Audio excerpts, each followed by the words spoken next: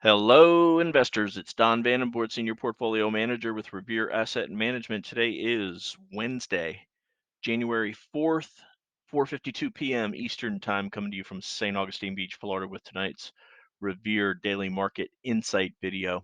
State of the market still in a correction. You can see over here on the trend gauge, we've got leaders marked neutral, and then the five major indexes all trending below their 21-day exponential moving average. So we're in a downtrend there. Medium term 50-day moving average, mixed bag there, and the slopes of the lines still turning up from this, still trending higher from this most recent move up. We'll review everything as always shortly. Long term, just the Dow above the 200-day moving average. So overall in a downtrend there. What just happened today? A lot of news today. A lot came out at 10 o'clock, including a jobs report that was stronger than Jerome Powell wanted to see, in the market temporarily sold off on that. Then at 2 o'clock, Fed minutes came out. These are the FOMC meeting from December. The minutes came out. They dive into it a little bit and get some context from everybody on the board or everybody on the committee, and we initially sold off on that also. Very volatile day, but late rally the last 15 minutes into the top of the range. Value stocks led growth again, and we finished nicely green on the day.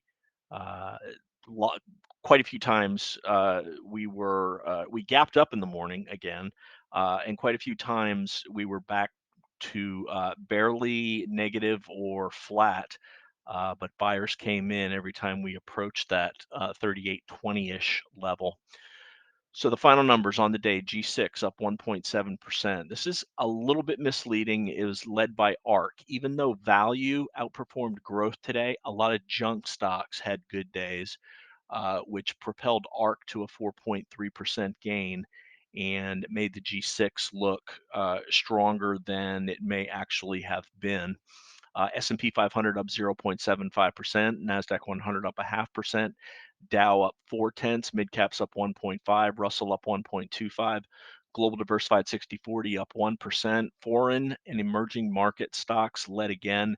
China reopening uh, versus COVID is really, and they also did some economic stimulus, is really sparking those stocks.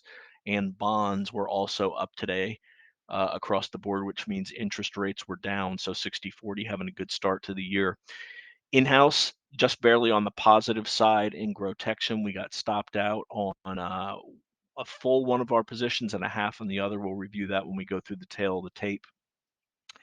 And charts of interest, we've got some breakouts that we can monitor to gauge the strength of the overall market, because really we haven't gone anywhere for 12 sessions since the breakdown off of the FOMC in mid-December. But there are some things that might lead us to be a little more optimistic than things have been, and we'll review that momentarily. So let's start off with what we do at Revere: trend following. I've got a bunch of inflection points marked here throughout 2022, and they all took place under the 200-day moving average. In most cases, they sparked additional sell-offs in the market, some in the first quarter, some mid-year, most recently in December with the FOMC, but tight action lately. And we're active manager trend followers at Revere. When we're below this black line, the 200-day moving average, that's when we get a maximum defensive posture because of this chart right here. If you've worked your whole life and put your money away, you do not want to lose 20, 30, 40, 50% of it in a couple of year period headed into retirement. So that's why our number one job here is protect the downside and let the upside take care of itself when the market gets back to a healthy posture. Sometimes it takes a big amount of time to get back to even, but you really have an uphill climb if you let yourself lose significant chunks of your nest egg. If you keep it in low double digits, in the low teens, under 10%, quite easy to get back to even when the market turns healthy. And if you're interested in this approach, give me a shout. Don at revereasset.com, or my partner Dan Stewart, Dan at revereasset.com, or call 855 Real Wealth. That's 855 732 5932. Had somebody send us an email asking about our hedge fund. We're not a hedge fund. We're not for accredited investors, although we have accredited investors. We're more the blue collar fund, working people that have worked hard their whole lives and need this solid nest egg that they've developed for retirement. We manage individual accounts. We've got about 500 accounts. Every account is separate, and every client can log in and see their holdings. We just buy blocks of individual stocks or ETFs, and they all get allocated to the individual accounts based on what your account balance is. And those accounts include Danny and me and all of our family. We eat our own cooking. We're right in there with all our clients. So uh, we are a registered investment advisor that manages separate client accounts, not a hedge fund, not a mutual fund. Just for clarification purposes. So here's your S&P 500, an inside day today. What does that mean? It means today's high was lower than yesterday's high, and today's low was was lower than yesterday's high, and today's low was above yesterday's low. So inside day. But as I've said, we've gone nowhere for 12 days. I like looking at different time frame charts. They give you a very good uh, comparison for other when you scroll through them. And this gives you a good idea of exactly where we are. Here's the breakdown day on December 15th, after the Fed was on December 13th. Actually, CPI was on the 13th, the Fed was on the 14th. The 15th was the Thursday when we broke down. But since then, 12 days with a high of 38.90 and a low of 37.64, and we've just been bouncing back and forth along there. When we get near the top of the range, we sell off. When we get near the bottom of the range, buyers come in. These ranges, the tighter they are, the longer they are. It's just like a coiled spring waiting to break higher or break lower. Sometimes it'll fool you. Here was a tight one that broke higher and then failed right after that. Here was a tight one that broke down and trended down. So no predictions on which way it's going to go. But while we've been oversold here, the stochastic has been resetting itself, and it's now turned up and is in a position where it can go off of oversold into neutral and trending higher. And you can see what the market does when we come off of these. As the stochastic goes higher, that the market's higher. The stochastic is representing what's actually being done on the index. But you can see you can get these strong trends, or maybe you just chop around here. But we'll obey what the market's doing. We'll keep an eye on our technical signals. We'll watch the individual levels, and we'll react accordingly. Not going to predict, not going to put any big position on thinking that something might happen. We only deal in facts here at Revere and what's actually happening. And the fact is that we've gone nowhere for 12 days, and we can't get above the declining 21-day moving average. This is day 13 below the declining 21. So that means if we get a good move tomorrow above the 21, that'll be a change in character for the market, and we'll react accordingly. So there's your S&P 500. Let's go to the NASDAQ 100. Weaker still. Let's go to the same 30-minute chart here, and you can see how much weaker the NASDAQ is versus the S&P. Here's the breakdown day here. We're not approaching that December 15th breakdown day range. Continued weakness in the NASDAQ 100. Particularly those big cap stocks. Today it was Microsoft that fell on its sword as it got a downgrade and was down 4.4% on the day. Meanwhile, Tesla finally rallying after being the whipping boy of the NASDAQ 100 over the last quarter, really, particularly over the last month. Let's go to the Dow Jones Industrial Average, which was the laggard today, but has been the leader recently. Trying to poke its head back above this declining 21-day, can't quite do it yet. Notice the stochastic coming off of oversold above that key 20 level. Let's look at the 30-minute chart here, and you can see really kind of working in the same way as the S&P when it gets to the top of this range around 33.5. It has not been able to get above it on the downside, making higher lows, 32,850-ish. On the downside, as opposed to the S&P and the Nasdaq 100, which approached their lows uh, more recently and with more gusto to the downside than the Dow did. Let's go to mid caps now, MDY, and we're seeing some subtle relative strength in mid caps and small caps. It started 2 weeks ago in mid caps here, but they've got this massive overhead uh, conglomeration of moving averages and this 450 level, which has been a support slash resistance area going all the way back to the summer. A big move above, we got to 449.65 today, a big move above 450 on mid caps would be a really bullish move if it holds it. Note the little bit of relative strength over the last 2 days on MDY. Also, let's go to the 30-minute chart, and you can see it's also closer to the top of its range at 450, leaving these lower uh, tails, let's call them, in the dust today, especially a strong day for it. And let's just go right into the 30-minute chart of small caps. You're seeing something similar, not quite as strong. Let's go to the daily chart, but also some subtle relative strength over the last week in small caps. As we know, small caps have lagged for this entire 6-week period.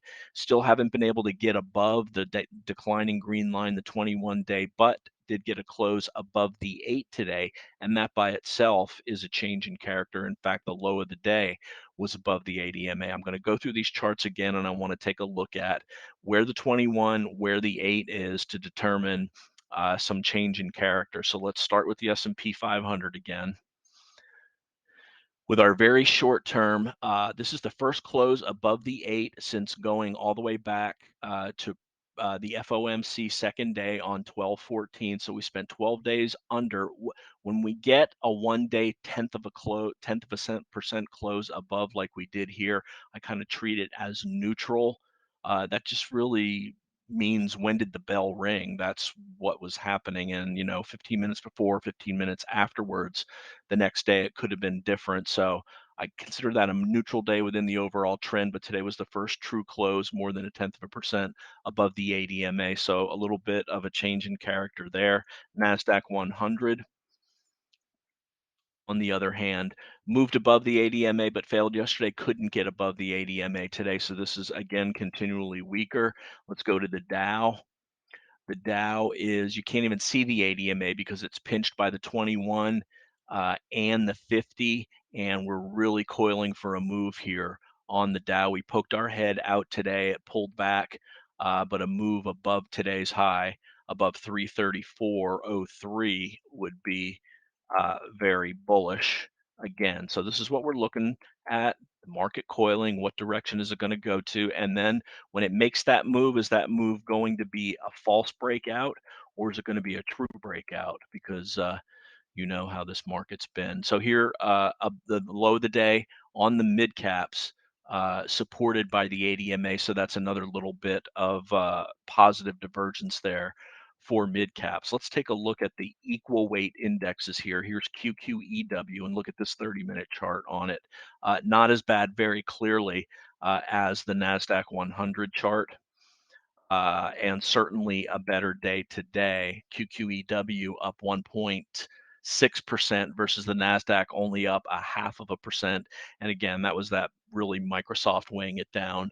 Google was also down 1%. Amazon was down 0.8%. So some of those big weights at the front of it holding that down. And how about equal weight S&P 500 also outperformed, up 1.6% today, closed right on its 200-day moving average above the 21 and above the 50. So again, more positive divergence for the broader market if you ignore what's happening with the big cap tech stocks. And look at over the past 2 weeks, this equal weight S&P 500 has gained some relative strength as well, particularly today with it doubling the return of the market cap weighted S&P 500. Let's move to the VIX now. Even while the market was weak during points today, the VIX was down. So ran into the declining 50 yesterday. Note how that has been resistance for the VIX on 4 occasions over the last 3 weeks now. The declining 50-day. So if that gets above there, that would be a negative sign for the market. But for now, it's headed back down toward this flat 21-day moving average and that 20 level, which has been support. So I would consider this coming down, also a check mark in the positive column for stocks. Let's go to the dollar, UUP. Dollar was weak today after a strong day yesterday, pulling back again. If the dollar gets above, and note it's coming off of over sold, this is a negative for stocks. Strong dollar has been, for the most part, corresponding with a weak market. Stocks up today, although they were choppy. Dollar was down all day. Let's take a look at junk bonds, JNK. HYG, by the way, is basically the exact same chart. Strong move today, positive, up above the 21-day moving average on JNK. That's a positive for the market. How about the broad bond index? I mentioned that prices were up across the board, meaning yields were down. The broad bond index back above the 21 today, hooking up from oversold for stochastics. So that's positive for the prices of bonds, negative for the yields of bonds. Let's take a look at TLT, the 30-year. This was up 1.4% today. I'm going to have to shrink this so that shows up. Up 1.4% today, also coming off of oversold. So again, bond price, meaning yields are starting to roll over on a stochastic standpoint. And let's take a look at what it should mean anyway. Here's the 30-year, yes, rolling over. The yield down for 2 straight days now, did bounce at the 21, which it got back above 2 weeks ago. Yields coming down would be considered positive for stocks. So there are still quite a few divergences. That it's really a matter of putting the check marks in the different columns, weighing the evidence, and then watching price and volume on the indexes as well as the leaders to determine if they're healthy enough to carry this market higher. Really, we continue. The bottom line, as it has been for all the fourth quarter, is that we're being held back by the big, large cap tech companies that uh, pension fund managers, hedge fund managers, mutual fund managers, institutions are just not finished selling yet. Because if they were finished, that downgrade in Microsoft today wouldn't have hit the stock as hard as it did. Microsoft down 4.3% on 66% above average volume. You can see it ran into the 200-day moving average just the same way the indexes did 3 weeks ago, and this gap down that needs to be filled uh, with the big weight that Apple and Microsoft have. Apple at least stopped going down today. It was up 1%, but this is a very ugly chart too. This at a minimum needs to get above its ADMA to goose the indexes. Otherwise, you got to look to the smaller caps, smaller large caps, and mid caps for where stocks are outperforming. What's left here? We didn't talk about gold, silver, and sorry, SLV. That was SIL, that was silver miners. They were up today, but silver, a failed breakout yesterday. This had been the leader of the precious metals. Look how the relative strength just going sideways over the last 3 weeks relative to the S&P 500. So it's taken a little bit of a rest. Tried to break out of its range yesterday, finished back in the range, and actually a down day today. A little bit surprising, but as long as it holds the 21, that medium term or that short term trend is intact. Let's go to GLD, and you can see a higher high clearly breaking out of its range, riding this 21 higher. Relative strength absolutely being displayed along with price, but even stronger than GLD is GDX and a bunch of gold stocks today.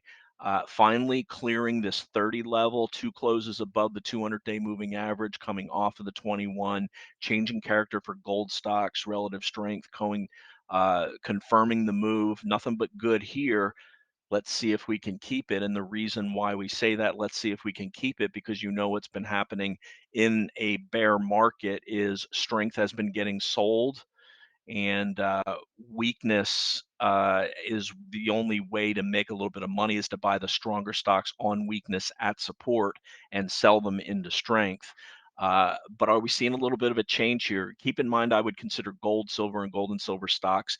They're really not any part of the S&P 500 at all, so they don't move in sync with that necessarily. So they can move while the broader overall market may be weak. In other words, they can be zigging when the market is zagging. So those are the major indexes. What do we want to go to now? We want to go to the tail of the tape, some positive stochastic developments here. Indexes to green, G6 to green, NASI RSI to green, dollar under the 21 rising. That's a negative. That's why that's a red arrow. TNX and TNY above their 21. That's in red. That's a negative. But the stochastic has rolled over, meaning rates coming down. VIX down 4% today, right at the 21. Fear and greed up 4 to 40, which is actually means less fear. Still operating under the bear case. Two pieces of news today. 10 a.m. JOLTS data.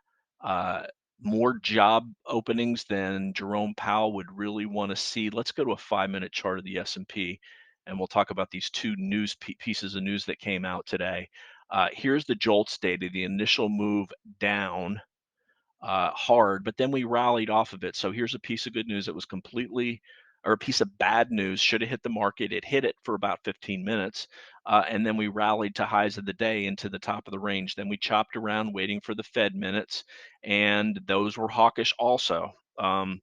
The main takeaway from the Fed minutes was that it was a unanimous that nobody thought rate cuts were appropriate at all in 2023. That's hawkish. That's not pivoting in any way, shape, or form. And stocks sold off for about 45 minutes, came down to this 38.30 level, tried to rally, failed again, but 38.30 held again. And then here's that last 15-minute rally into the close, which made the Santa Claus rally actually finish positive by like 0.8%, and 80% of that 0.8% came in the last 15 minutes. So not much to say for Santa today, unless you waited for the last 15 minutes of the 7 days, which is a little bit odd. So where are we here? Okay, 2 p.m. FOMC minutes, hawkish down, resolved higher, jolts down, resolved higher. Two pieces of negative hawkish data that the market shook off. Put that check mark in the plus column there. Day count from down one to up one, equal weights outperformed again. Here, my expectation still neutral. We got the volatile chop with the late rally. I'm really neutral as long as we're stuck inside this range. The play is to sell the top of the range, buy the bottom of the range if you're a trader. Between support and resistance today on the Nasdaq and the S&P, here was the intraday volatility. Something to note, the range of the S&P 500, the ATR, this is about a 1-month high at 1.66%. That's technically a negative. The more volatility typically means a weaker market. So put a check in the negative column there. Strong on the day, bond prices, meaning yields down, gold stocks, semiconductors, biotech, banks, real estate, builders, and emerging markets. Oil started weak, finished slightly positive, but lagged. That's why it's in kind of relative weakness. Down bond yields, the dollar and silver. Here's the focus list. We'll go over that momentarily. In-house, we got stopped on Mobileye today, MBLY. Changing character on this one. One close below the 21, you want to see it reclaim that right away. Lower low, we started selling, got all the way down near 30, bounced at the 30 level. 21-day has rolled over, changing character for Mobileye, really vicious selling, so from 37 down to 30 in 2 days. That's a shame. TMDX, we got stopped on half of this position today. Another changing character. Last couple of times it approached the 50-day, it bounced. Today it undercut, tried to bounce, and rolled over toward the end of the day. We sold half of it for a tiny loss, 0.04% loss to the overall portfolio. Still holding a small piece of that, and we're also still holding Two things that performed well today. Boeing made a new high above the 200 level with volume the last 2 days. Boeing very clearly being accumulated, as you can tell by the accumulation distribution rating here of an A plus. And Nugget and UGT, 2 times gold stocks. Uh, nice move today, up 8.6% above the 200-day moving average. Really, we use GDX to make our buy and sell decisions on it. So you can see the higher high there above the 30 level, above the moving averages.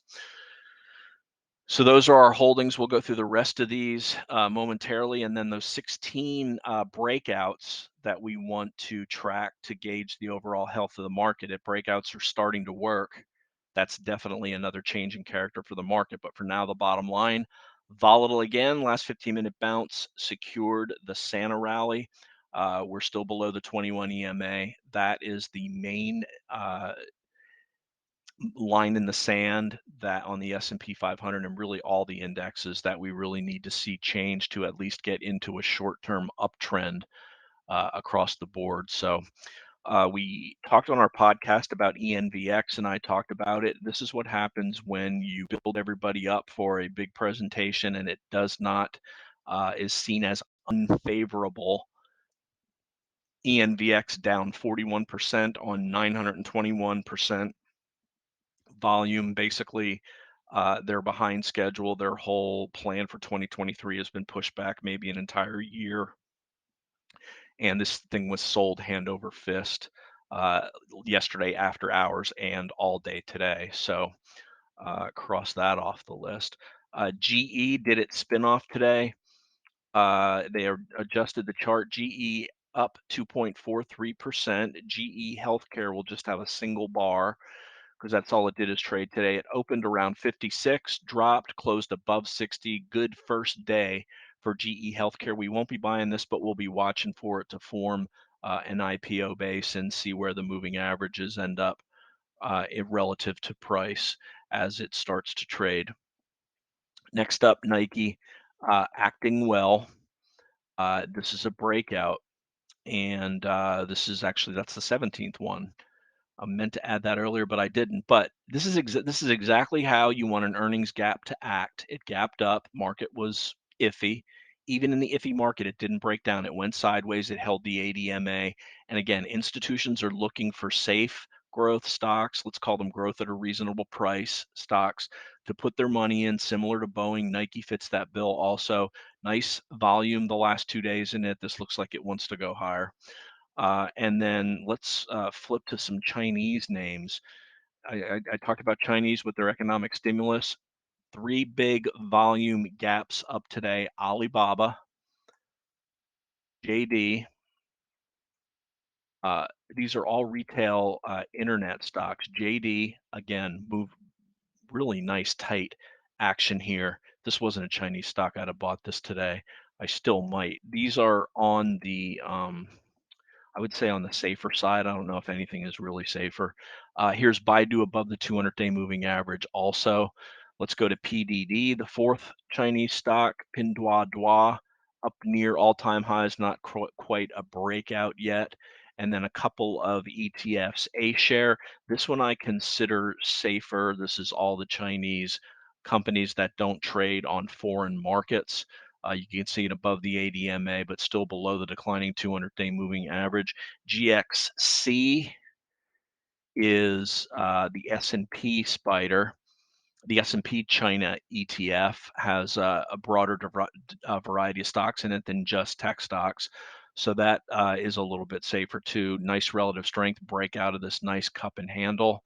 And finally, KWEB, which is tech stocks from China that are traded on U.S. exchanges, breaking out, going to the high of the range in this flat base also. So some good stuff there, although they are China stocks. But now let's go to this list of breakouts. Was 16, now 17. And this is what we want to keep an eye on to see going forward the risk appetite of the overall market. These are sorted by price gain today, and these really broke out over the last day or two. So 2023 breakouts we're tracking. There's JD, there's Alibaba. We already showed those. QFIN,